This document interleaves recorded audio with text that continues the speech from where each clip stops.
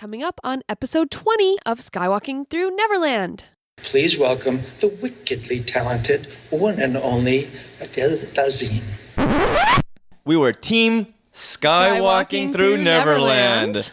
So I was Peter Pan in my green tights. Think of it as expanded universe for fairies. Get a little bicycle bell, and people will move out of your way. Ladies and gentlemen, boys and girls. Ladies, listen. A billion years in the making. Off to Neverland. What do you know? You'll laugh, you'll cry, you'll kiss $3 goodbye. Hey, Skywalkers! Welcome to Skywalking Through Neverland. This is Richard, and over here is my sweetie wife, Sarah. Hi, everyone. I'm also known as Jedi Tink. We want to invite you into Skywalking Through Neverland, the podcast that celebrates active fandom. Coming up on this episode, we are going to recap the Princess Half Marathon weekend at Disney World in Orlando. We'll hear from runners all over the country just after the race, and the high points from the 10K and the half marathon. Plus, we get an insider rumor about a big race coming in 2015. Ooh. Let's connect the dots. We'll also hear from our own Dave Skale, as he was chosen to be an extra in the Indiana Jones Epic Stunt Spectacular. Well, we just finished watching the Oscars, and Ellen was an awesome host. Yeah, pretty much the only reason to watch the Oscars this year was because of Ellen DeGeneres. I loved when she ordered pizza.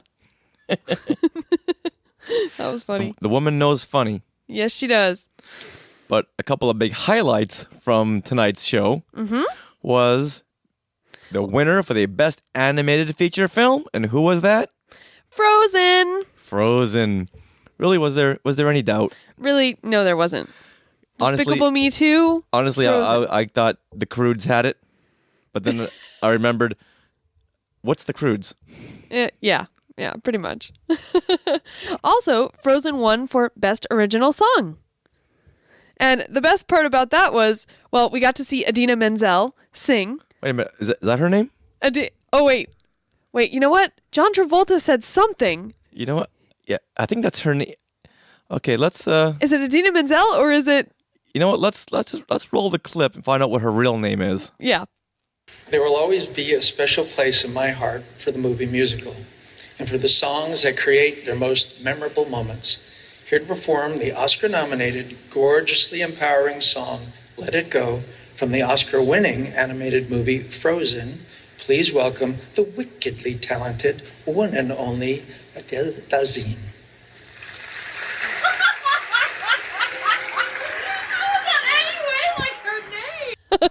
Can you believe that?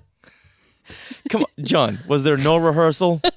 Are you John Travolta right now, or are you Vinnie Barbarino? I know you were squinting, but come on, you really should know her name. Yes. Well, next time, go to rehearsal.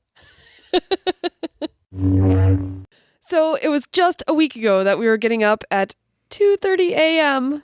to run both the 10K and the half marathon.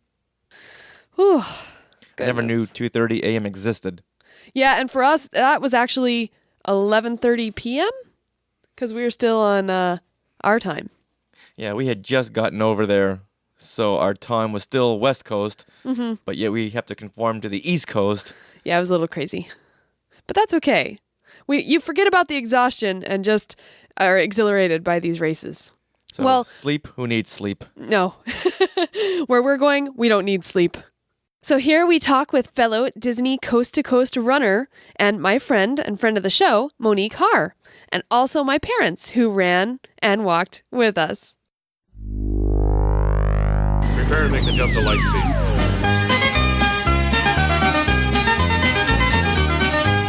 Last weekend of February 22nd and 23rd was the Princess Half Marathon at Disney World in Orlando, Florida. Now, Sarah, give us a little background on the Disney Half Marathon Princess. What? What is it? Yeah, I'm already confused, but go ahead. I know. Yeah, it's the Disney Princess Half Marathon Weekend in Orlando, Florida. That's what I said. I know. And it started in 2009. So this was the 5th one, actually. And since Monique and I have been running Tinkerbell half marathons. Yes, I am here again. Yay. Yeah, she was our Disney fan / runner who gave us a little preview of the Run Disney races. Absolutely. Absolutely. And so we have been running the Tinkerbell half marathon in Disneyland since it began in 2012. And so we figured that we would try to get the Coast to Coast medal. Now, what's the Coast to Coast medal, Monique? It is when you run a race on the West Coast in Disneyland and then you travel over to Florida in the same calendar year, you get the Coast to Coast. But Sarah, I think you should tell them why we chose to do the Tinkerbell and the Princess half. What's special about this Coast to Coast medal? Well, there's 2 reasons. Because we did run the Disneyland half marathon, and which is not women-centric, and we weren't as pleased. We didn't like the course as much. I think we really like the Tinkerbell course versus the main Disneyland half marathon. Yeah, I agree. And I think just all the fun, girly things about it, too, was really fun. So we're very much girly girls. Yeah. Very much so, yes. This year, 2014, was the year that they decided to make a special girl Coast to Coast medal, pink and purple, because if you run the Tinkerbell half marathon at Disneyland and the Princess half marathon at Disney World, you get the special pink Coast to Coast medal. Yes, it's very pretty. So on Saturday was the 10K race. That's the one where we all did it. Yes, Where we were team Skywalking Through Neverland. So I was Peter Pan in my green tights. Yes, I was Tinkerbell. Yeah, and Monique? I was Rosetta, so that was the red fairy. You were from the fairy videos of Tinkerbell. Yeah, think of it as expanded universe for fairies. To put it in a context we all right, know now and you're love. speaking my language. Okay. And then joining us was Sarah's mom, Yes, Norma. Yes, and I was Queen Clarion. Also from the expanded universe of Disney fairies. And then we had Sarah's dad, my dad-in-law, Peter. Peter, who were you? I was trying to be Captain Hook. Trying to be. I was hookless. Yeah, we got over to the corrals to where we were all stationed, and then Peter realized he forgot one important part of his Captain Hook. Now, like every race, we wake up at 2 o'clock in the morning. Or 2:30, something like that. Well, I think Sarah and I are so used to it. We're like, come on, slug a bed, sit up. We got a race to run. Let's do this thing. Yeah, in fact, when I got up, I forgot what I was even getting up for. In fact, Sarah, what did you say when you woke me up? Oh, it's Christmas, it's Christmas. It's on the back of my head. I'm thinking, it's Christmas? Okay, I'm up. I realized, hey, that's not funny. I fooled him. So we all get out there and we run our races. And how many people do you think were there? I would guess between 30 and 40,000 people. Wow. You know, that was a healthy number. Yeah. I don't know if it was quite that Yeah, much, that might but have been a maybe. little I think too high. it was maybe 30,000 because I hear maybe there was 60 for the half. So within these tens of thousands of people, we get recognized because we're wearing our Skywalking Through Neverland shirts By our friends, the Groomies. by the Groomies, That is Christina Groom and Anthony who Himettle. were on our show just a couple of months ago Yeah. talking about this very race. Yeah, they were dressed as Slave Leia and Han Solo. And what other costumes did we see there? Lots of different costumes. There was lots of fairies, lots of tutus, lots All right, of... I'm just going to say this now. If I see one more guy wearing a tutu, it's just not fun. You know, it's great you express yourself, but it's just not funny anymore. If you see one more guy wearing a tutu, you're in West Hollywood. Well, we saw C-3PO and R2-D2. Yeah, were two there. girls dressed up as two girls, C-3PO and R2-D2. Yeah, Very that cute, was very very cute to themed. do. I did see there was Rapunzel, but it was a twist. So we had the Rapunzel with the long blonde hair, and then we had the Rapunzel with the short brown hair. But then they had a girl behind them dressed as Pascal. So that was right. really cute. Oh, Yeah, because normally there's Pascal stuffed animals, but nobody dressed as Pascal. So I thought that was really cute. nice. probably more than one Minnie Mouse. And there was the whole group from... What's that movie? With Mary Poppins. With the chimney sweeps and everything. Yeah, that was really cute. They had like that's right. 3 chimney sweeps. That's right. And then they had the maid, and I saw the girl who was dressed with the women's right for votes, and I'm like, well, that's a weird costume. Until I saw it all put together, I'm like, oh, it makes sense now. Yeah. So it was a very themed event. Everyone comes dressed in costumes. Now, how hard was this race?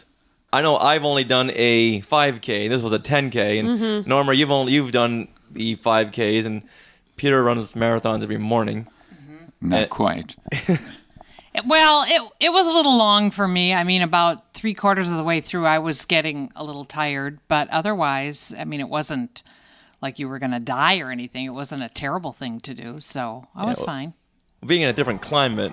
Yeah, I think the was humidity harder. got to me more than anything. Now, Monique, this is the first. Climate. Yeah. This was the first marathon you ran in this kind of climate. How was it for you? It was honestly fine. It was a little bit wet, but I'm prepared for anything. I keep a lot of stuff in my pack, so I've got my salt and I've got my shot blocks and aspirin, anything else that I need during the run, I keep with me. Even if it's a shorter run, like for the 10K, I prepped just the same way I did for the half. And I was grateful for that because I did get a little bit of a headache about like mile 4, and so I was able to just kind of take them out of my pack and get my stuff going, and kept going into it. And it was just wetter. So was it me the sweating, or was it just the air? It's kind of like what you're doing. The best part about this is you don't have to run straight through because there's character meetups. Absolutely. Yeah, definitely. This was really, and I think the 10K was fun for us being a whole group and we're staying together because it made it a lot more fun to do, I think. I'm used to running 10Ks where you run without interruption, pretty much, and so it was an entirely different experience to do this because of, first of all, running with a group was very, I'm used to just getting in there and going from beginning to end and being done in a relatively short period of time. This was at least twice as long just to do it because you're trying to stay with the group. You are taking an opportunity for photos here and there. Personally, I found it a little bit monotonous, being that you couldn't just keep on going and finish and then get on with your day. Now, if you could pass on anything to future runners, what would you tell them how to prepare? Just bring the right attitude. I mean, you really have to be ready for this type of crowd. And for the fact that not everyone is there just for time. In fact, I would say very few people were there for the time of the race. So you have to just be there to want to experience being behind the scenes at Disney, seeing it early in the morning when there's hardly anyone else around. It's very, very nice seeing the sun come up. My goodness, very special occasion. The other part of that is just the camaraderie and people enjoying one another. I can't tell you how many people passed me and said, "Love your costume," and it was just kind of neat for everybody to just kind of let their guard down, dress as they wanted to, be fun with the character that they had created, and just have a fun morning. Just let go of who they really are in their everyday life and just have fun. Good deal. Monique? I think for me, it's take advantage of the gear check and definitely have your essentials with you at all times. That's where you check everything in? Yeah, you check everything in. So they give you, at least for Disney, they give you the clear bag and you can check things and leave it at the tents there when you come pick it up. You can have whatever you need in there. And for me, it's useful because I like to change out my shoes really quick from my shoes. I'm running in to flip-flops, and so I get a change of shoe to there. But also, I guess I'm preparedness girl because keep everything in your pack, keep it with you. Even if it's a shorter run, I always take water or Gatorade or something to hydrate because you never know what's going to happen out there. And it's always useful because sometimes I'm able to help somebody along the way who wasn't as prepared. And for me, I would say just recognize what parts of the race you want to run versus what you want to enjoy. So like half of this 10K was, the first part was kind of boring. It was all on the streets. But then once you got into Epcot, which was the latter half of the race, it was magical. Like you wanted to, you were all of a sudden backstage, and then all of a sudden you were running into the international circle where you're running through all the different countries. Yes. and it was so cool. Like the sun had kind of not really come up, but it was a little lighter, and the fog was rolling in, and just it was amazing. I got this really great picture that everyone's been liking on Facebook. But If I could tell anyone what to do for our next race, you get a little bicycle bell at Kmart, and you go like this, and people will move out of your way. We had a fun time crossing the finish line as a group together, and hopefully we got a good picture out of that because that'll be fun. Yeah, we got a good picture, especially of you, Richard. Collapsing. What was that? 10 feet from the finish line. Yeah, that was really cool. I was ready to call it quits. Like, I think I think I'm already there. So why go the extra 10 feet? You just don't have to. So the next day was the half marathon. Mm-hmm. Now, Sarah, you went as Rapunzel. yes, And Monique. I run as the evil queen. Always. that is her character. And why That's is my that? character. Why is it my character, or why do I run as her? My character, because personally she has a depth of character that Disney heroines never really had for when I was growing up. So I always go with her. And then on the other side is I can never think of anything else. So I'm like, I got the costume. Let's run. Now, is this a bucket list item for you two, running the Disney marathons on both coasts? Yes. Absolutely. And then how many medals did you walk away with? 5. Each, right? Yes. Yes. They go clinkety, clinkety, clink. Yeah, and we wore them all at the River Parks that day. So after we got all our medals, we put them all on, and we were walking around and clink, clink, clink, clink. And our party never lost us all day long. We always knew where you two were. Yes. Yeah. Now, One of us in front and one of us in back in stereo. Now, what medal represented what? Well, okay, so you have the Tinkerbell half marathon medal, you have the Princess half marathon medal, and you have the 10K medal. Those are the base medals that you get for running each of those races.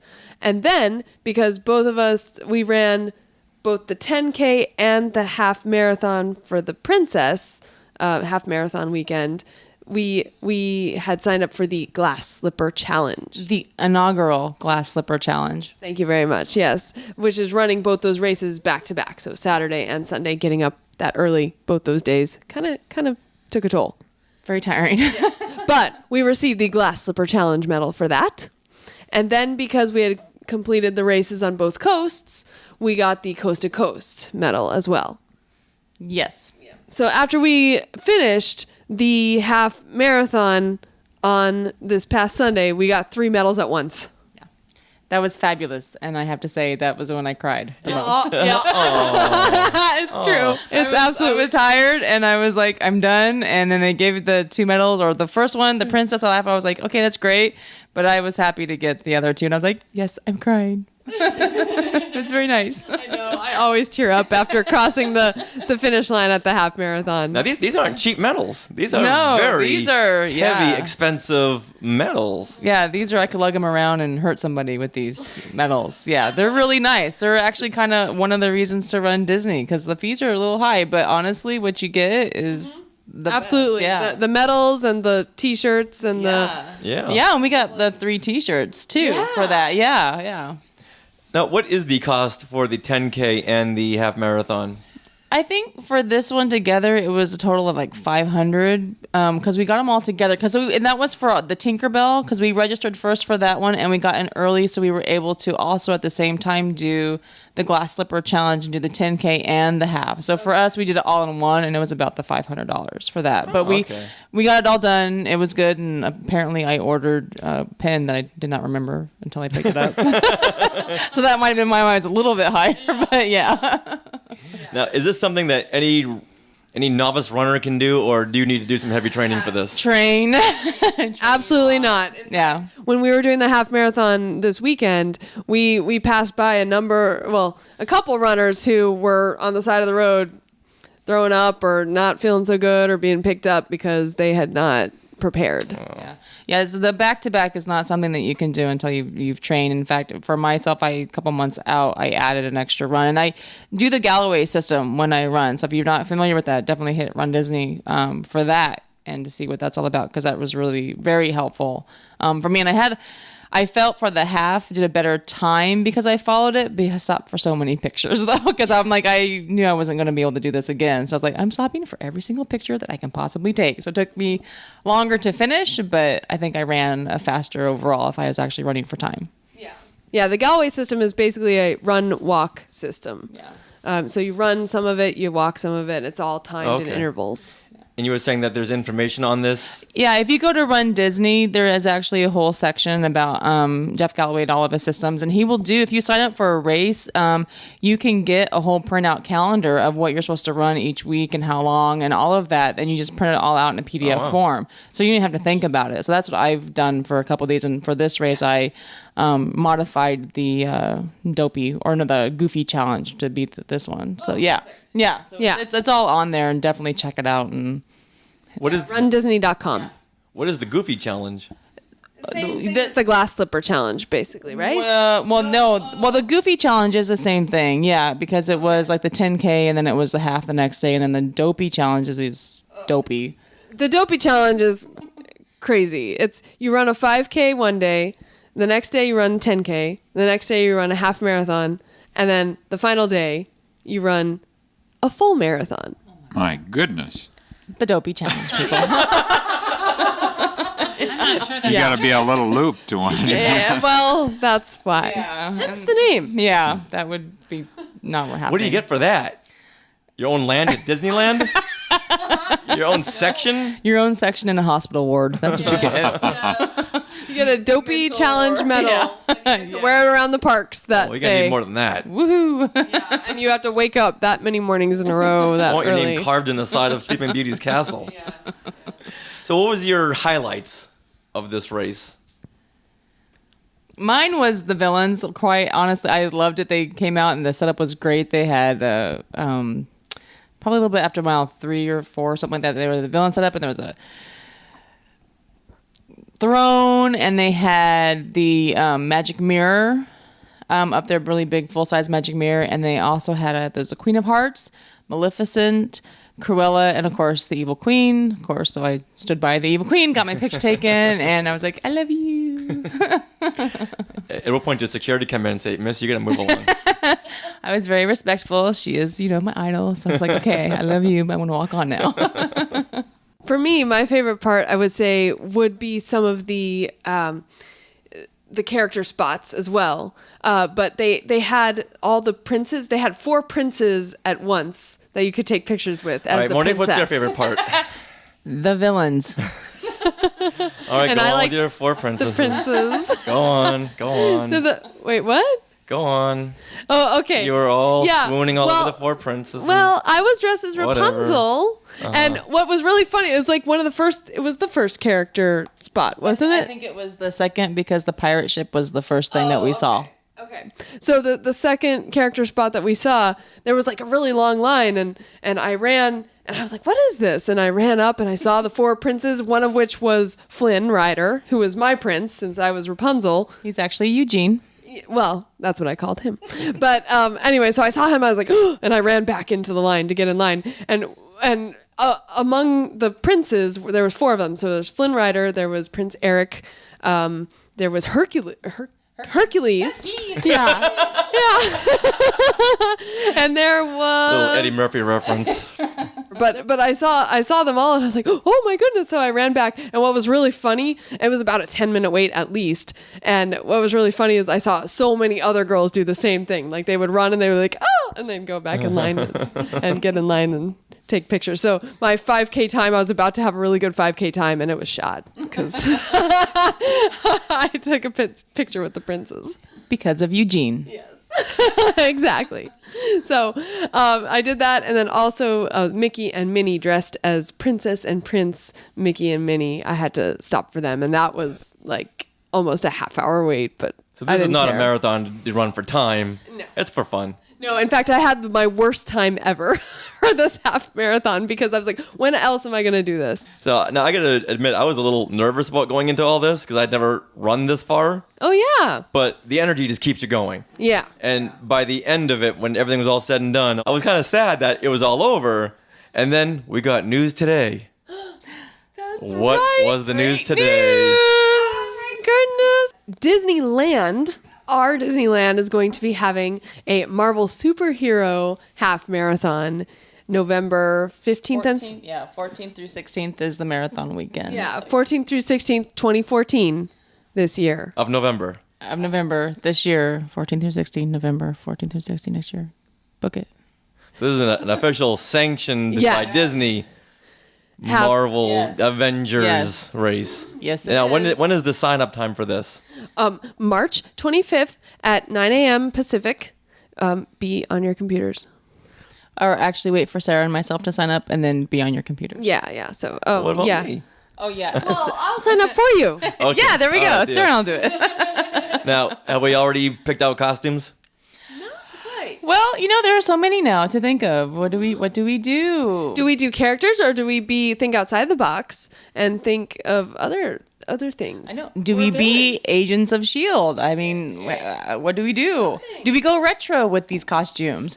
I'm going to book the half first, and then I'm going to go back for the 5K and do a not sanctioned challenge. So there's two then. There's the 5K. Yes. And the 5K is what, 3 miles? Saturday morning, the 15th, November 15th, there will be a 5K, which is 3.1 miles.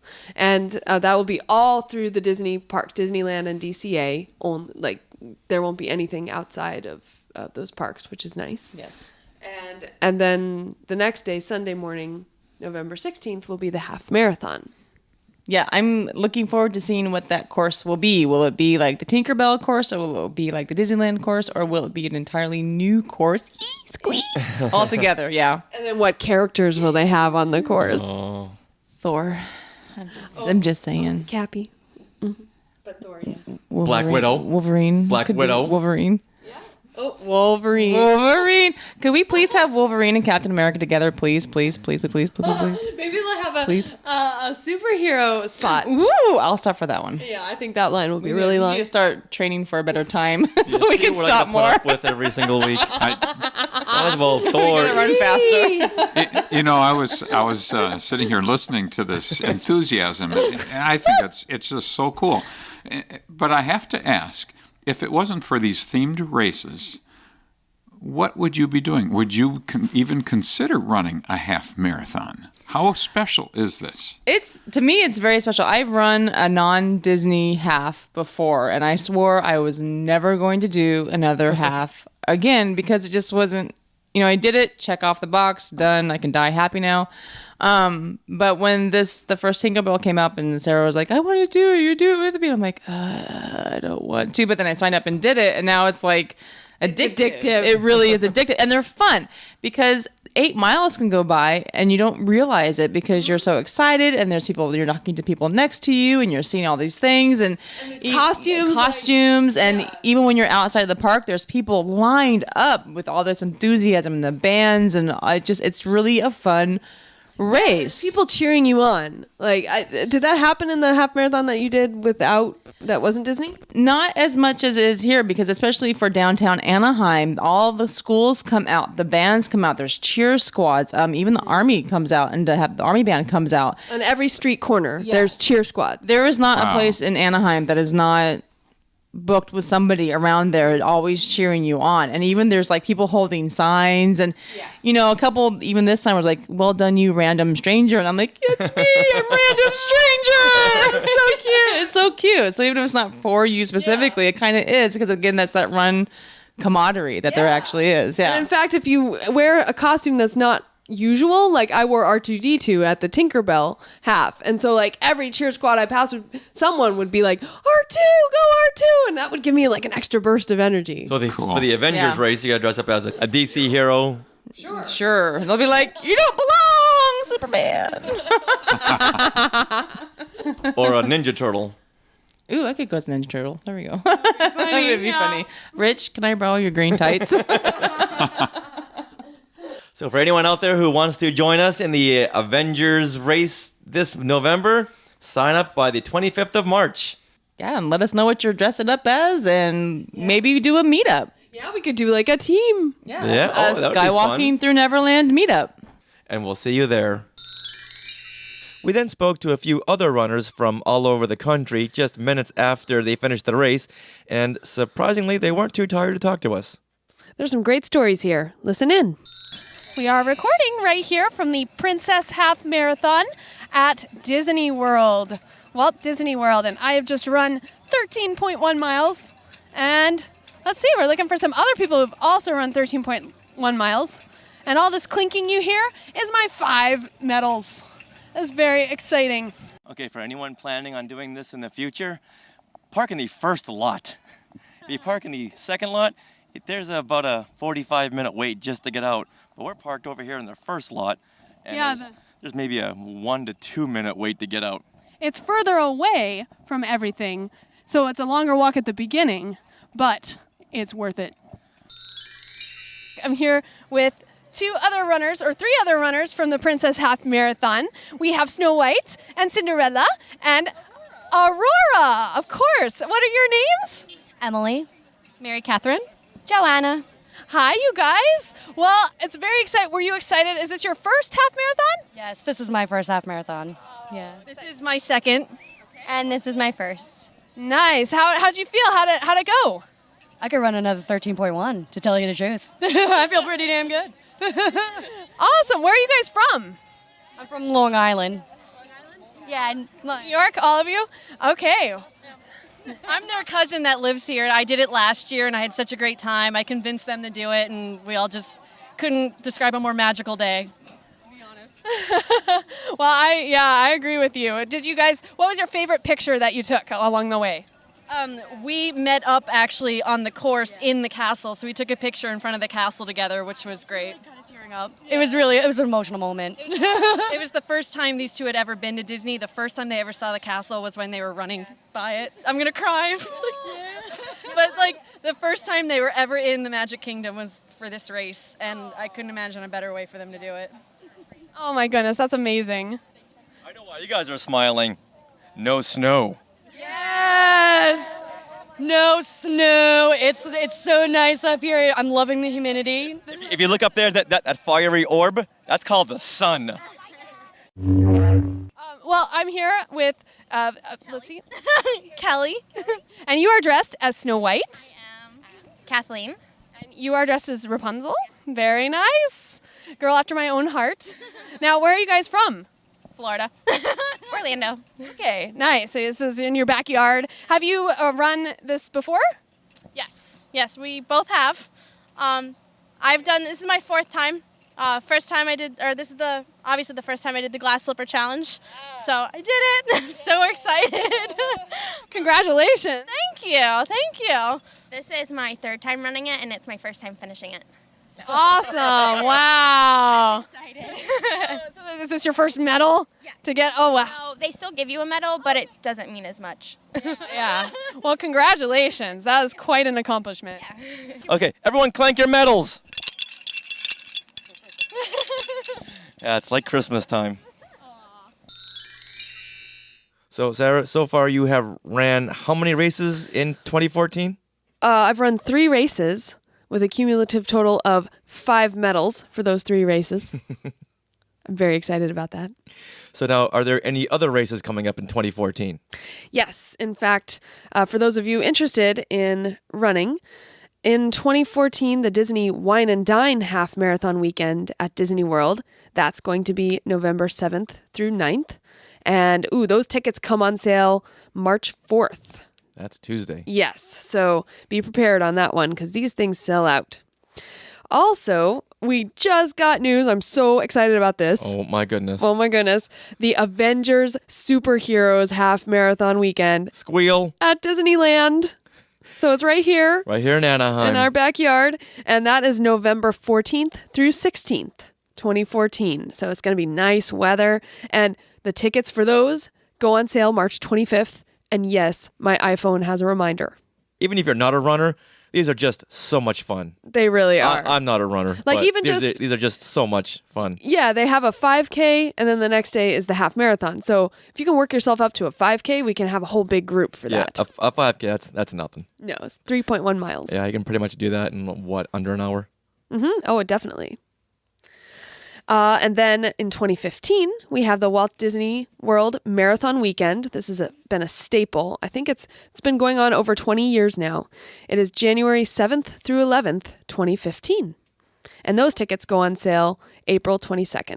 Also in 2015, we have another Disney Princess Half Marathon Weekend that was just announced. That will be February 19th through 22nd. And those tickets go on sale July 15th. And then the Tinkerbell Half Marathon, which is normally held in January, is now being held May 7th through 10th, 2015. Why isn't it being held in January? Well, first of all, the Tinkerbell Half Marathon Weekend is a women-centric race, and they wanted to move that to Mother's Day weekend. Is that the only reason? Or is there another race coming in January? Hopefully there's another race coming in January. Those go on sale August 12th. And what I can't reiterate enough, like if you want to run one of these races, you need to plan ahead. You need to be signing up for these, pretty close to the date that the sign up opens, because otherwise you're going to miss out. They sell out really quick. Rumor alert, rumor alert. Oh. Now, we don't really talk much about rumors because we just want to talk about what's really happening. Yes. However, we got a rumor from an insider over at Disneyland, which we really aren't supposed to talk about, but we will. Just don't tell anyone where you heard it from. Yeah, we were really, really, really, really, really excited.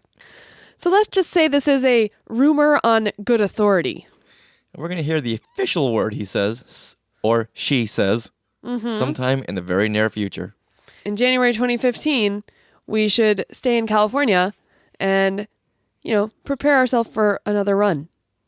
A Star Wars run. Woohoo! A Star Wars, probably half marathon, probably 10K, probably 5K. Weekend. Woohoo! Woohoo! All how themed. Exciting is that going to be? Oh my goodness, I am so excited. The meet and greets, the swag bags, the merchandise. The t-shirts, the runDisney tech t-shirts. Yeah, basically. Oh, and the medals. The medals. Oh, what will the medals look like? Oh, yeah. Basically, go get yourself a second and maybe third job, because in 2015... You're going to be spending lots of money. It's just going to be never ending.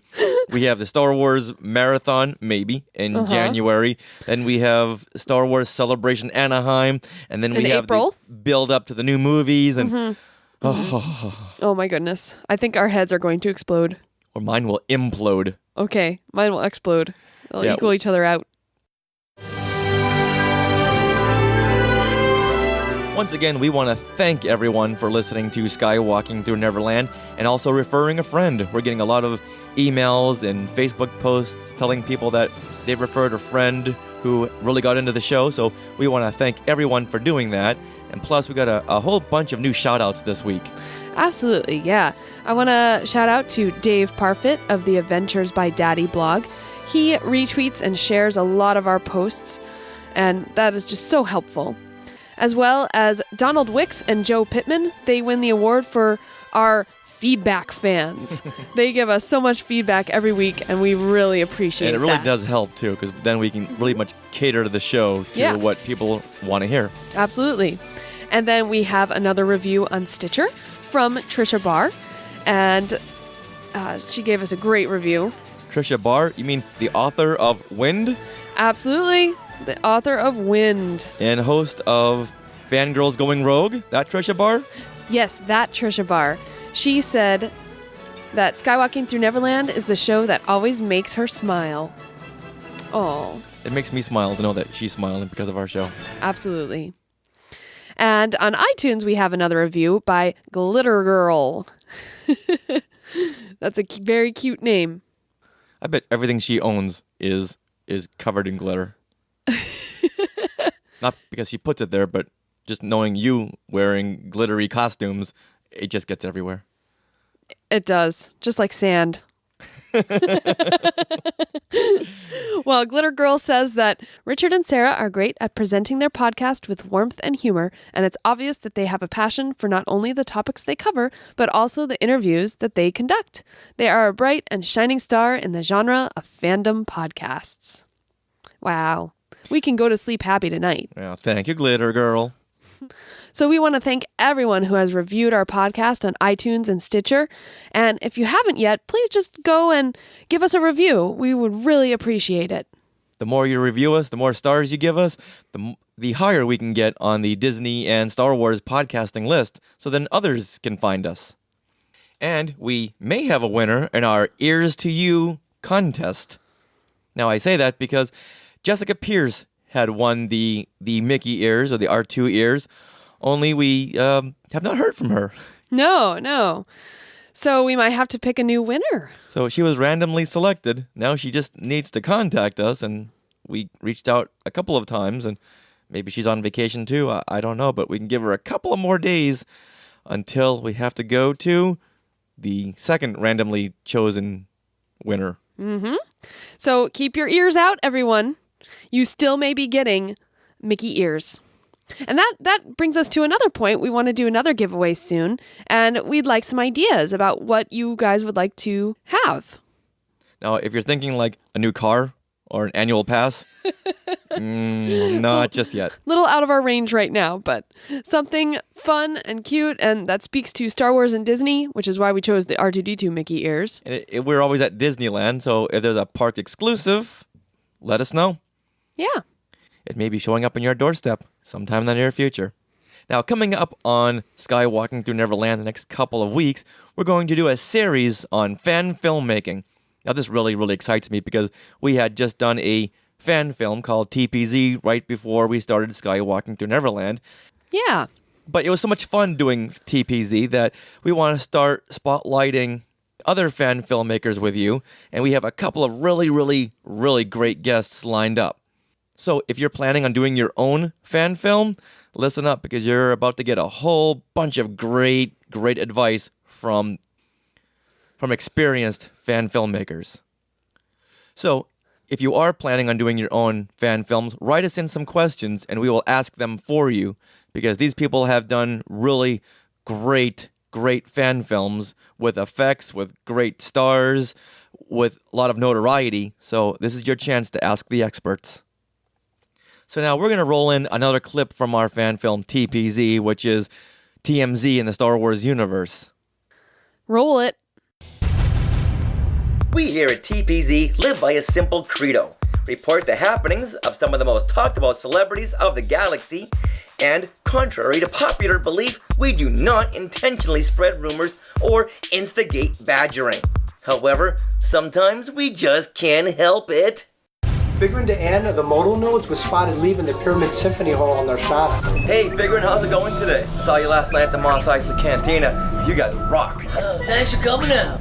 Now, this is the same hall where Max Rebo was auditioning musicians for his new band, which is incidentally is taking over as Jabba's house band, which coincidentally used to be the modal nodes. Hey, are you here to see your old buddy Max Rebo? Oh, is Max here? Yeah, he's auditioning musicians for his new band. Is that why you're here? Yeah, because I want to be in a second-rate band, man. Now, our guy then asked Figrin what he thought about Max Rebo covering a song. Hey, what do you think of Max Rebo covering your songs as Jabba's new house band? They are, huh? I didn't know that. That's fine. He just better stay on his side of Tatooine. I didn't mean to start anything. I can always rely on you guys to keep me informed. Hey, maybe you can retaliate by covering his song Lofty Neck. Nah, we have class. Besides, I have a better idea. What's that? Let's just say Jabba might need another house band real soon, man. What does that mean? Tell us! Next up, we're going to hear from our own Dave Skale, who joined us in Orlando last week.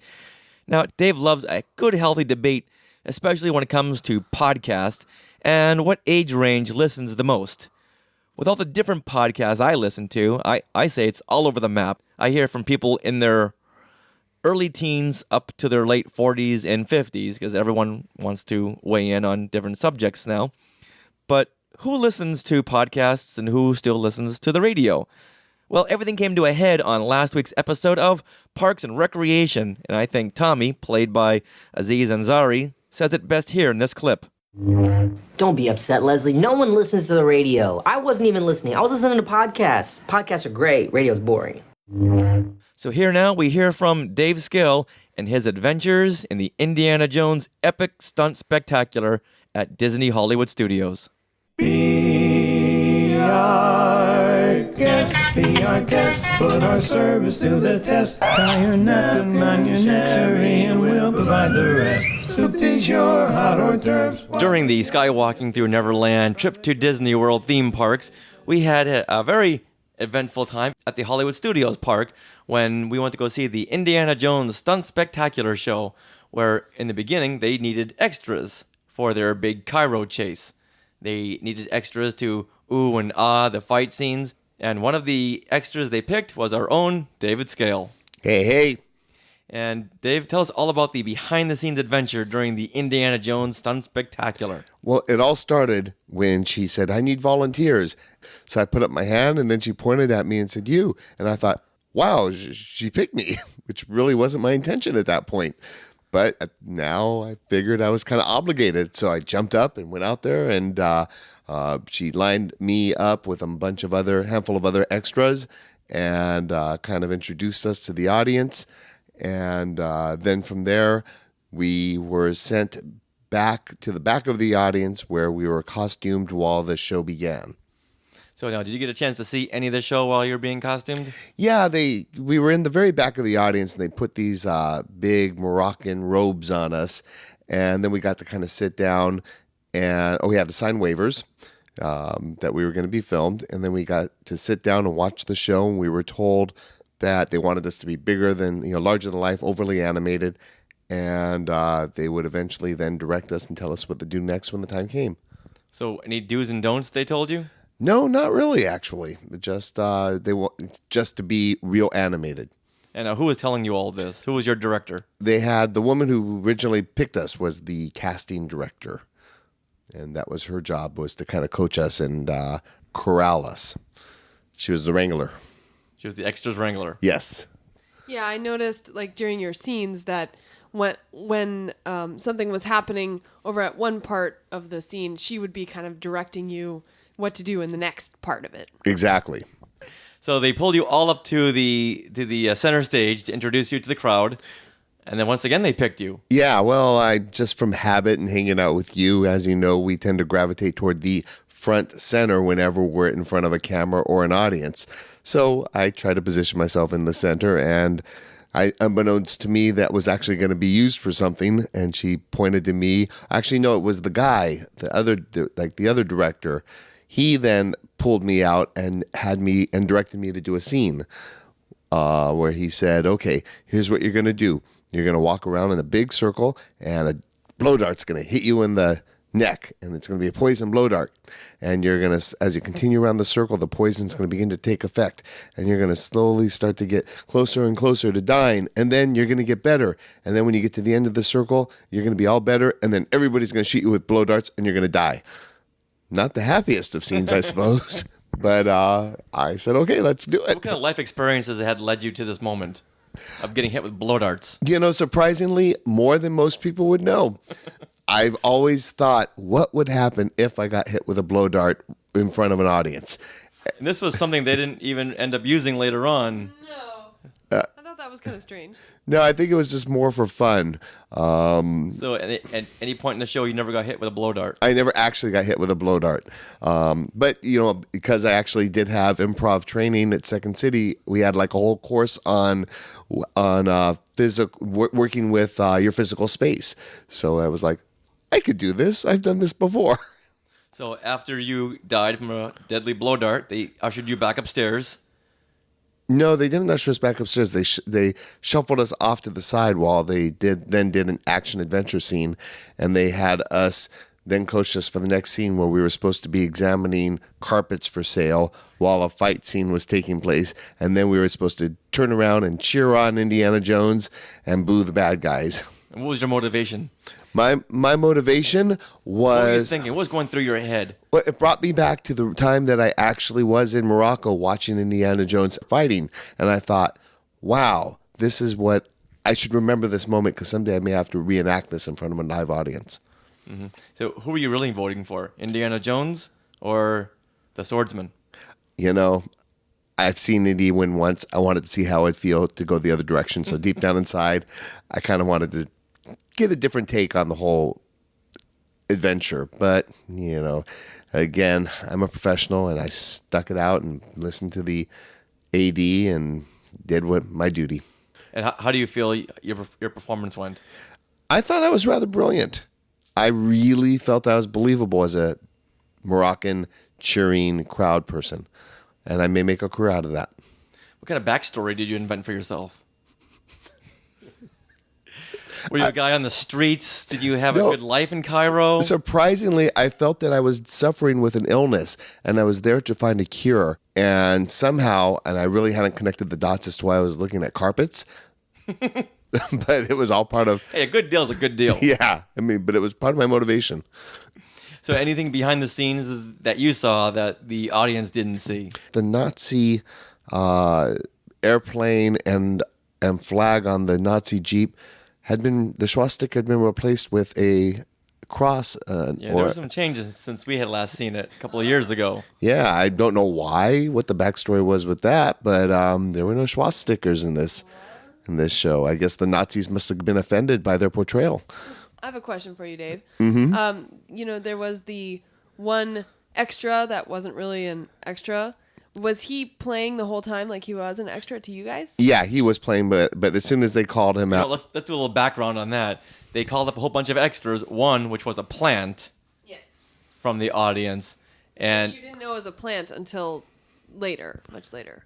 And they would go ahead and do these really obscene stunts on this guy. Marion Ravenwood would slap him in the face a couple of times, punch him and hit him, and this guy would just take it, but you would think, is she really hitting an audience member? So when you were backstage with this guy... He was acting like one of us, but as soon as they called him out, if you remember, he then stopped her and went up to his, quote, family and posed for a picture in the middle of the thing. And at that point, I actually leaned over to the gal next to me. I said, he's a plant, because I kind of said, yeah, a real extra is not going to be doing that. And then sure enough, when she started beating them up, I'm like, yeah. And we both were kind of like, yeah, he's not one of us. But we didn't know it beforehand. We weren't coached. She was doing these insane stunts on this guy. And at first, when we first started a couple of years ago, I thought, wow, this guy's really taking what kind of waiver did he sign? So going back to the changes, another change they had made when they were reenacting the wing scene from Raiders when Indiana Jones is fighting the German mechanic. And at the end of the fight, the mechanic gets cut up by the blades of the airplane. Oh, spoiler alert. And they did the same thing on this, but of course when the mechanic turns around, screams, his area is full of smoke as if the engine is burning out, but it was just a secret way a cover to drop him through the door, and all of a sudden he's gone. But last time we had seen it, red smoke had come up as if that was recreating blood. And in this time, they just had regular smoke come up. So it was a little unusual that if you don't know what's going on, if you're the one person in America who's never seen Raiders of the Lost Ark, and you didn't know what was going on, the red smoke I think would tell the audience that is blood. And the guy got chopped up, but the white smoke didn't really. It was more of a magic trick now, like exactly, yeah. There's a guy standing there, a propeller's about to hit him. There's a puff of smoke, and now he's gone. Like he became one with the Force. All right, Dave. Well, thank you very, very much. Oh, there was one other thing. Yes. The big deal when we were all done, they told us now we can go back up to the top, and you can turn in your robes, and you all get water. And then they reiterated that when we got up there. Oh, and you get free water. And then they revealed behind a curtain a Sparkletts water jug and Dixie cups. This came in a nice Disney bottle? No, we got cups of water. Crazy straw? You would think, but no, we got water for being in our show. Seriously? Yep, I am not making that up. You didn't even get a pin? Nope, we got water. I didn't take my water because I wanted to save it for a future extra. Wow. Was it Perrier? No, it was a big bottle of water and just a cup. Because I've actually been in a Disney parade before where they needed like extras for the parade, and at the end of the parade they give you a pin, and you guys didn't even get like anything. Why would you want a pin when you could have water? You forget we just been in Cairo, and I was over there trying to save my life. Water was theoretically what I needed, I guess. I guess it makes sense. All right, when you put it like that. It wasn't just any water. It was magic water. At least I hope. But it was fun. It was very fun, actually. Oh, there you go. Yep. And next time I'm in Cairo and I get hit by a blow dart, I am totally prepared. And here's just one more clip worth sharing from last week's Parks and Recreation, where fanboy Ben, played by Adam Scott, is really worried about the future of Episode 7. It's already showing up in the media. We love it. Why don't you just go ahead, get your massage, and then hopefully we can get her in for the next thing. Okay. I have been kind of tense lately, just thinking about the new Star Wars sequel. I'm afraid they're going to rely too heavily on CGI, and I'm carrying it all on my shoulders. So last week when we were in Orlando, we, of course, went to all the Disney parks. Mm-hmm. And also we went to Universal Islands of Adventure because, of course, we had to visit the Wizarding World of Harry Potter. And their superhero land is awesome. That too. However, when you go to Disney parks and then go to Universal, of course there's going to be some differences. Yeah. Especially in the quality. Now, we're not saying that Universal doesn't have great quality, but when you stack it against Disney, there's going to be noticeable differences. Especially within the cast members, I would say. Yeah, and just the whole themes of everything. So here is Dave Skale and I talking about the differences between Disney and Universal. Now, keep in mind, this is just for good fun. We still love Universal. So while in Orlando, Florida this week, we went to many Disney theme parks and Universal theme park. And we could definitely see the difference between the two. So in this segment of the show, called What You Wouldn't See at Disney World, we're going to point out some stuff that you saw at Universal that you would never, ever see at Disney World. So, Dave, do you want to kick us off? What did we see at Universal that you would never, ever see at Disney World? I will kick it off with, you got to see some really innovative costume characters at Universal that you would never see at Disney because you had no idea who they were. If you have to ask, who are you? That's not something that should be at your theme park anymore. Whereas Disney, you know pretty much any costume mascot character. I mean, kids today, they don't know who Woody Woodpecker is. I barely knew who Woody Woodpecker was. But when did we last see Woody Woodpecker? I'm going to go back to my childhood in the 70s when we were watching old reruns. So with Disney, you never have to go up to a character and say, who are you? In Universal's defense, though, they don't have a Mickey. They don't have a mascot character that everybody knows and loves and remembers for generations to come. But they do now have minions. Have minions running around. Not Popeye and Olive Oyl, who had no crowds whatsoever. Popeye and Olive Oyl were... Popeye had rubber arms. He had rubber arms, and he had kind of an outfit that looked like Popeye, but he had no... It was just a guy with a costume on. It was kind of embarrassing for them. And same with the Betty Boop. I mean, she was just a woman with a big cartoon wig. A cartoon wig. There was no giant head. I mean, Betty Boop looks like she wears a giant head, for God's sakes. You know, she was just a person at a costume party, waving and taking pictures with people. Also is the lands. Disney World has Adventureland and it has Frontierland, things that you know what's going on. But over at Universal, they had Cartoonland circa 1941. It wasn't Cartoonland, it was Comic Land. Comic Land. Yeah, but it was, like you said, it was old Comic Land. So we're talking comics like Beetle Bailey, Hagar the Horrible, Popeye and Olive Oyl, Family Circus, which I love, but we haven't really seen Family Circus since the 1970s. They had a Marmaduke display, things that you wouldn't... Do you know Marmaduke? He had a movie a couple of years ago, but it bombed, but no one remembers Marmaduke. That's probably why it bombed, because all the kids said, who is Marmaduke? Why do we need a relative of Scooby-Doo? If not, we want nothing to do with him. Yeah, so somehow Universal saw fit to devote an entire land to comics that our grandparents may have read. My grandfather used to love Hagar the Horrible. I'm sure my grandfather probably did too, and if he were still around, he would have really loved today. Another thing with the costume characters You could see the bottom of their feet. They were wearing costume spats. At Disneyland and Disney World, their feet are all covered up. So there's not an inch of them where you would say, oh, wait a minute, that's just a guy in a costume. But when the superheroes like Wolverine bent down, he would kneel down, you saw the bottom of his sneaker. It said Nike on it. You know, I didn't notice that because I was too busy noticing that the guy that cast as Wolverine took the time to shave. Now, you would have seen that at Disney because Disney likes their performers to be clean shaven, and maybe they're trying to bring that over here. Unfortunately, Wolverine is kind of known for his gruff scruff. He was really clean shaven. Kudos for, maybe cleaning up Wolverine's character. And that could be why he forgot to wear enclosed shoes, because he shaved this morning instead. That makes sense. Now, another thing at Universal, which you wouldn't see at Disneyland, a lot of penny pinching. Yeah, that's always been my problem. You get really spoiled at Disney. I mean, you spend a fortune to get in there, and then you spend a fortune on things like food and parking.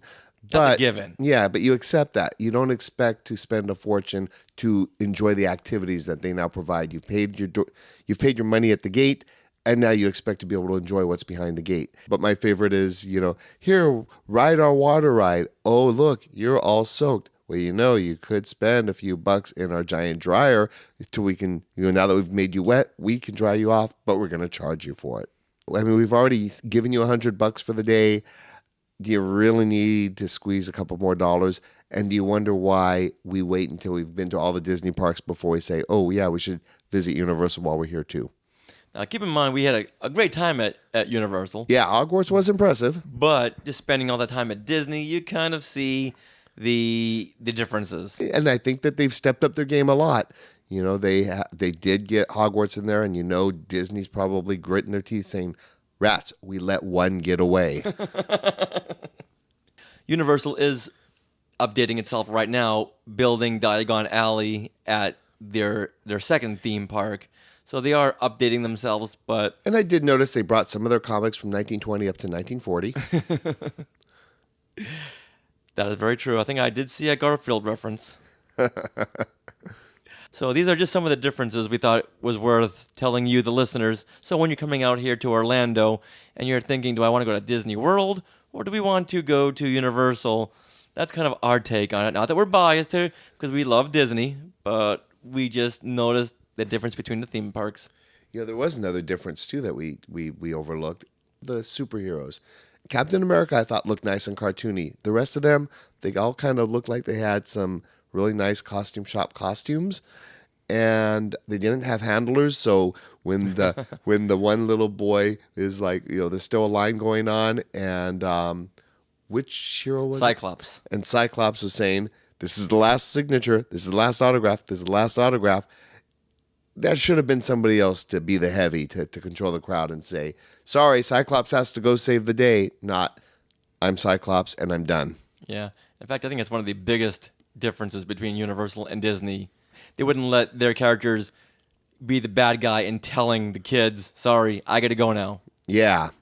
You spend a couple bucks and get a second person out there to do that job. Not, we need to save this money because we've got another 1940s comic to put up. Yeah, we need one more Broomhilda restaurant. And I think that's the thing right there is it was fun being at Universal's superhero land. The whole Islands of Adventure? Yeah, the whole Islands of Adventure. But, you think about it, if Disney, now that Disney owns Marvel, what could they do? And you just know that it would probably be a lot more grand. The only thing I will say is Universal did do a really good job with Hogwarts. Fantastic job of Hogwarts. It really made you believe you're inside of that whole area, inside and outside of the school. But, and here's what if you want to go the other side of it, I almost feel like Universal saying, wow, we finally have a land that people are embracing. Let's make a part of the land onto our other park so that people have a reason to go there too. If they want to have the whole Hogwarts experience, they now have to go to both parks. Very well said. So once again, if you're out here in Orlando, visit the Disney parks and then go visit Universal. You will have a lot of fun at Universal, don't get us wrong. Especially this summer when they open up Diagon Alley. You know what? I hate to contradict you, Rich. I'm going to go the other way. I'm going to say when you come out here, go to Universal. You'll have a great time. And then go to Disney. That way you won't be disappointed. Ugh. Oh, snap. In the words of the great and mighty Beetle Bailey, ugh. All right, well, thank you, David. I sure hope this has been beneficial to all you Skywalkers.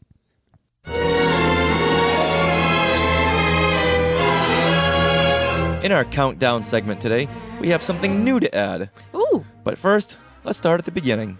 Star Wars Celebration Anaheim. There are 407 days as of March 3rd. So now, going back in time to the very first Star Wars convention, before they were even called Celebrations, which I was in attendance to, this celebrated the Star Wars 10th anniversary, George Lucas had made his very, very first appearance. And to preface his question and answer panel, there were a couple of surprises. 2 weeks ago, we played the clip of R2 and 3PO as they made their surprise visit. Now today comes another surprise visit. Yeah, right after R2 and 3PO, another visitor came on stage. And luckily enough, I had a friend who had a dinosaur of a video camera who recorded the whole thing. Oh. Here it is. So, I am an uninvited arrival, and you are a science fiction convention.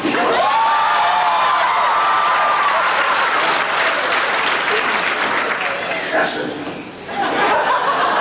Hands are stamped with ink. Your overstretched t-shirts, buttons and name badges. Your arms are overflowing cameras and costumes and collector's items. If ever I saw one, this is a wretched hive.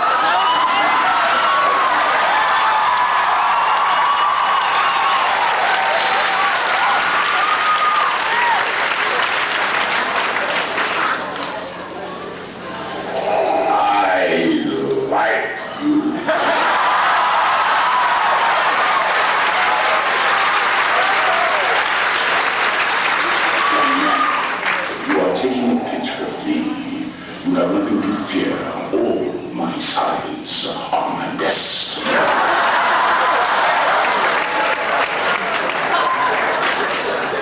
Enough of this frivolous chatter. I am not here to do lunch or take a meeting or have fun in the sun. I'm here on business, and I have only one thing to say to you. Correction. I have only 9 things to say. To hear the 9 things Darth Vader has to say, see our bonus content, which is the whole video in completion. It's about 10-ish minutes at skywalkingthrough.neverland.com or visit our Facebook page at facebook.com/skywalkingthrough.neverland. Countdown to episode 7. And it's only a mere 655 more days. As of March 3rd. Yeah, so you might want to start getting in line now.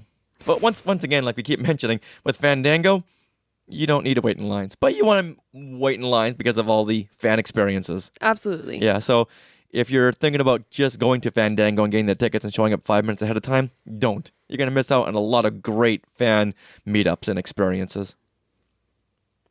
And now, Richard, the new countdown.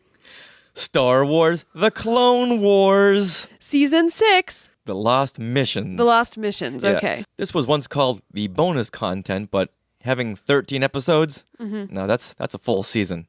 Absolutely. And Woohoo! I just so do not want to binge watch this. Uh-uh. These are the last episodes.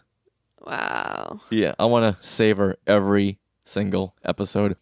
Actually, our listener, Donald Wicks, got to go to a screening of an arc of those episodes at the Presidio in San Francisco. Lucky. I know. Jealous. I know. So I'm sure he had a blast. Now, they've been playing trailers on StarWars.com leading up to this season, and it just looks tremendous. There are so many plot elements that tie in to the films. Mm-hmm. Yoda going to Dagobah. Oh my gosh. Oh my! We finally get to see Master Sifo-Dyas. Mm-hmm. And then the Order 66, like how that all came about. Seems like we're gonna get to explore that as well. Yeah, just that one Yoda premonition of all these Jedis and Sith fighting on Dagobah. All right, Yeah. binge watch. Yeah, there's no way. There's just no. And then once again, Liam Neeson comes back. Yeah, is that him? That is officially him. Okay, I'm sure. Yeah, like no one else can do Liam Neeson's voice. Come on. Well, maybe James Arnold Taylor. Maybe. But it's a Liam hard Neeson. accent, It's yeah. Liam Neeson. I'm so glad he came back. Yeah. So can't wait. All right, let's just say it now. We're gonna binge watch this whole thing.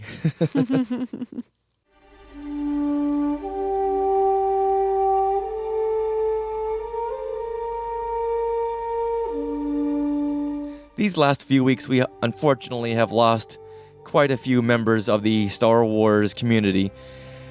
One of which was Christopher Malcolm, who played Zev Seneska, or Rogue 2. He's the Rebel snowspeeder pilot who found Han and Luke inside of a Tauntaun on Hoth. Echo Base, this is Rogue 2. I found them. Repeat, I found them. Well, he has passed away on February 17th, and he was 67 years old. Oh. This comes to us from USA Today. Also, Malcolm Tierney, who played Lieutenant Childston in Star Wars, passed away on February 19th at the age of 75. He is best known for his line, "Where are you taking this thing?" when Han and Luke, dressed up as stormtroopers, were taking Chewbacca into detention block AA-23. And that comes to us from theforce.net. Another loss we had this week is author of the X-Wing series and contributor to the New Jedi Order series, Aaron Alston, who passed away on February 27th. He collapsed at VisionCon in Springfield, Missouri, from what is believed to be a massive heart failure. Ugh. He was only 53. I wonder if it was like right on the floor of the convention. Was he in the middle of an autograph signing? I don't know. But at least he passed away amongst his fans. Mm-hmm. People who loved him most. Well, aside from his family. That comes to us also from theforce.net. Now, as big of a loss as Christopher Malcolm and Malcolm Tierney and Aaron Alston were, a really big one for me was Harold Ramis. Mm-hmm. Because he was more in the public eye in the last 30 years. Harold Ramis, of course, is best known as Egon Spengler in Ghostbusters and Ghostbusters 2. And he died on February 24th in Chicago. Now, many of you know him from directing National Lampoon's Vacation, Caddyshack, and also he co-wrote Animal House, Stripes, and Meatballs. Some of my favorite movies from the 70s and 80s. This is one of those people you just don't expect to show up on your Twitter feed as Egon, but not forgotten. Mm. It's hard when a childhood a hero. Yeah. Yeah, passes away. Not only does he direct and write all these big comedies, but he's also one of the faces of Ghostbusters. So knowing that all Ghostbusters are still not with us, shocking. Now, the rumor has it that they're moving on with Ghostbusters 3 despite his absence. Now, there was going to be a movie where the original Ghostbusters passed the proton packs to the next wave of Ghostbusters. Mm-hmm. But they're still going to move on with it, and I don't know how they're going to... I'm sure they're going to work that into the plot somehow. Oh, I'm sure. Well, Harold is now catching ghosts in the netherworld. And that comes to us from TheWrap.com.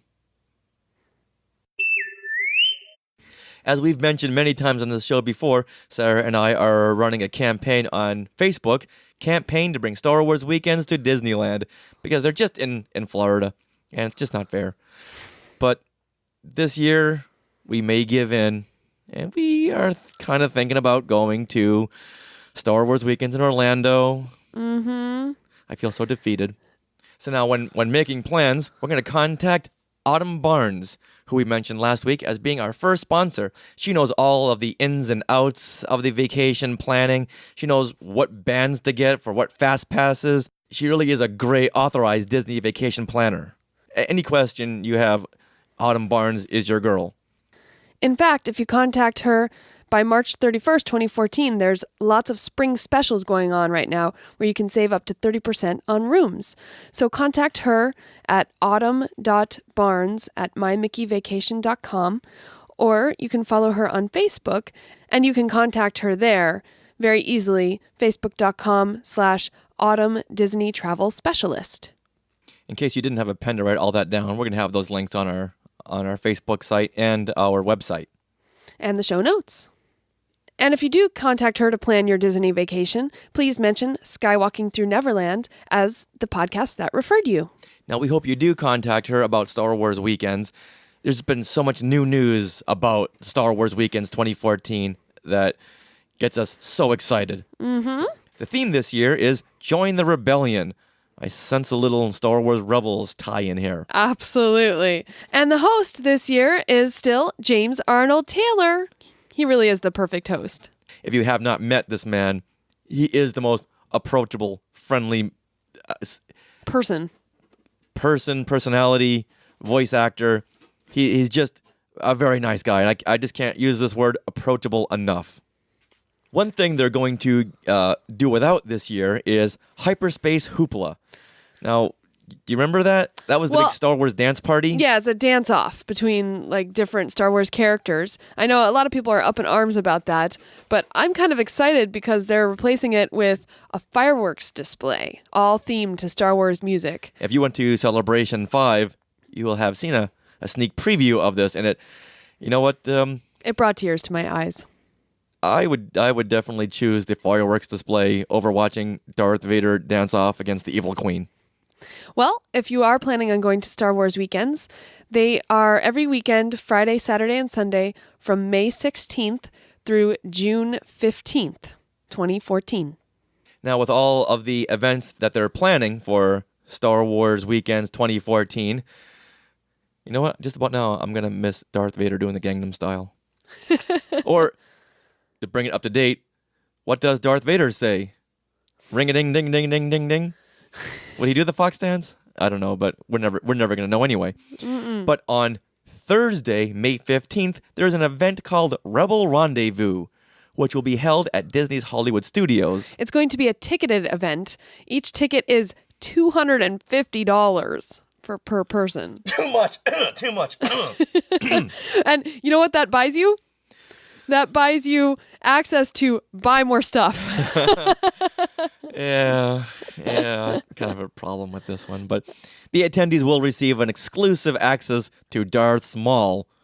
Well, they do get very exclusive items that won't be sold to the public. A limited edition recruitment pack with items like a custom messenger bag with the Rebels logo. Yeah, I want that. I know, that looks cool. A cadet hat with the Rebels logo, tumbler, lanyard, pin, and medal set. I want them all. All with the Rebels logo. I want them all. I know. Exclusives, I want them all. You gotta pay $250 for those.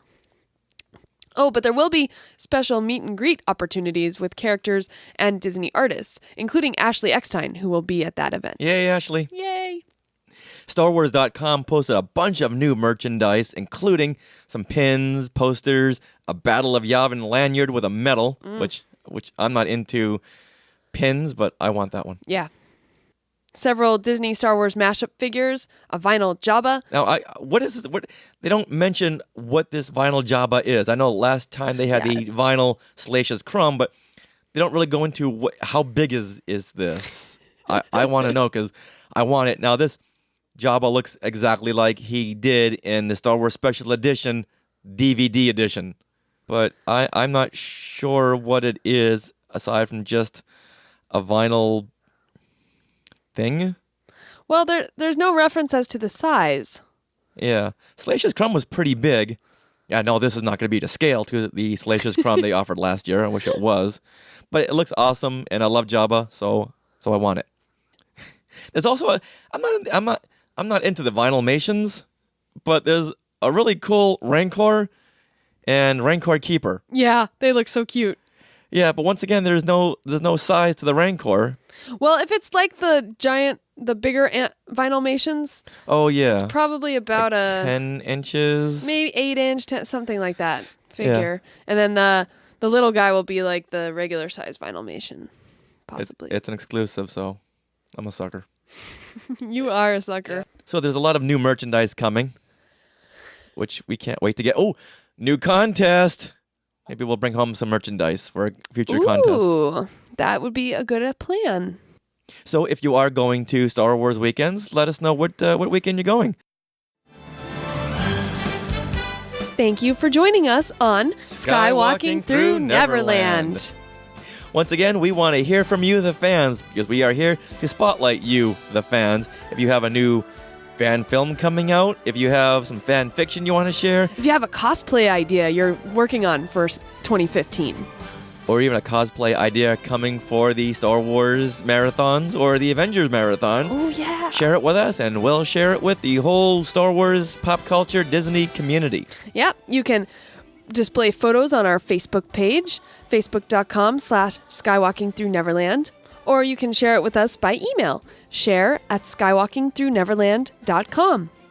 Also, we've gotten some tweets lately from people who have been listening to the show and are just commenting on random things that we say on the show. That's really fun. So you can tweet us at SkywalkingPod. Now remember, you can listen to us on iTunes and Stitcher Radio as well. And you can also review us there. So go to iTunes, go to Stitcher, click review, give us 5 stars. Woohoo! And we are very grateful for that. You can also watch our video cast on YouTube. Yeah, this week we will have some video. So there are many, many ways to catch Skywalking Through Neverland. And next we'll be coming to your home and doing it live in your living room. We will? No. Well, everyone, hope you're having a great week. And remember, Neverland on Alderaan.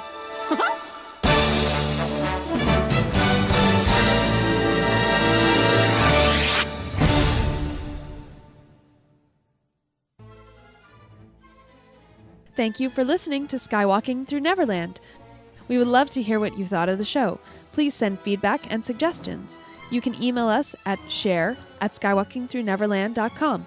Please visit us at our website, skywalkingthrough-neverland.com. Find us on Facebook at facebook.com/skywalkingthrough-neverland and on Twitter at skywalkingpod. All material submitted becomes the property of Skywalking Through Neverland and are subject for use on our show. You can help support Skywalking Through Neverland by posting about us on Facebook, Twitter, or just tell another fanboy or girl. We would also really appreciate a 5-star review on iTunes. A link to our iTunes page can be found on skywalkingthrough-neverland.com. Skywalking Through Neverland was created and produced by Richard and Sarah Woloski.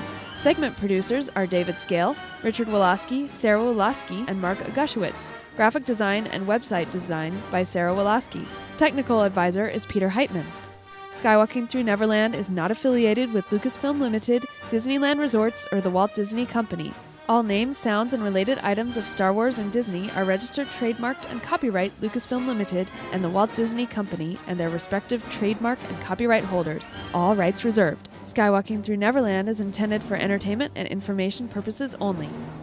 All original content of this podcast is the intellectual property of Hey Hey Entertainment, copyright 2013, all rights reserved. No part of this show may be repurposed, reproduced, redistributed, or rebroadcasted without the written permission of Hey Hey Entertainment. Sorry, all that had to be said. Goodbye. Live long and prosper. Wait, sorry. May the Force be with you. And cut. That's a wrap.